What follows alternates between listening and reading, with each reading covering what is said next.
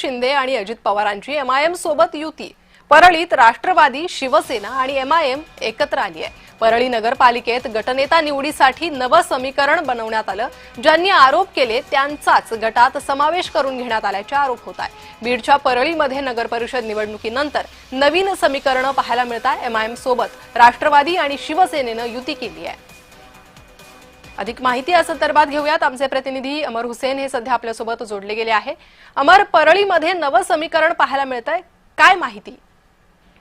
नक्कीच प्रणिता, जर आपण बघितलं तर परळी इथे राष्ट्रवादी अजित पवार गटाचे 16 नगरसेवक आलेले आहेत। अपक्ष 2 आहेत, शिंदे गटाचे 2 आलेत। विशेष म्हणजे यात एमआयएमचा सुद्धा एक नगरसेवक आला होता।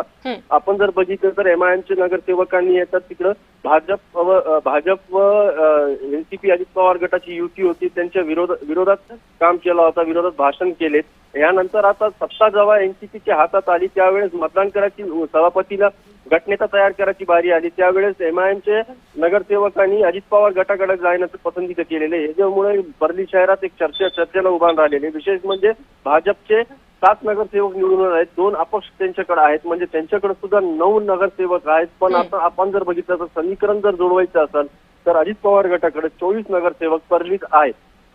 मात्र अमीर, जेव्हा आपण शिवसेनेबद्दल बोलतो तेव्हा शिवसेना आणि हिंदुत्ववादी हा विचार याची चर्चा होत असते। एमआयएमला हे मान्य आहे? एमआयएम शिवसेनेसोबत जाण्यासाठी कशी तयार झाली हाही प्रश्न उपस्थित होतोय।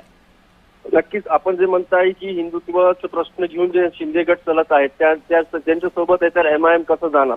पण आपण इथं जर समीकरण बघितलं तर अजित पवार गटाचं जर आपण बघितलं तर अजित पवारच्या गटाला बीडमध्ये अनेक नगरपालिका हातात आली। असं आपण बघितलं तर बीडची नगरपालिका जी आहे अजित पवारकडेच आहे, परळीची नगरपालिका अजित पवार गटाकडेच आहे, धारूरची नगरपालिका अजित पवार गटाकडेच आहे। विशेष म्हणजे आता एमआयएमची जे साथ होती, विशेष म्हणजे धनंजय मुंडेंनी जर काही शब्द दिला असेल किंवा शिंदे गटाला बोलून ते एमआयएमचे नगरसेवकाला बोलून एकत्रित आणलं असेल, हे त्यांची राजकीय चाल असू शकते।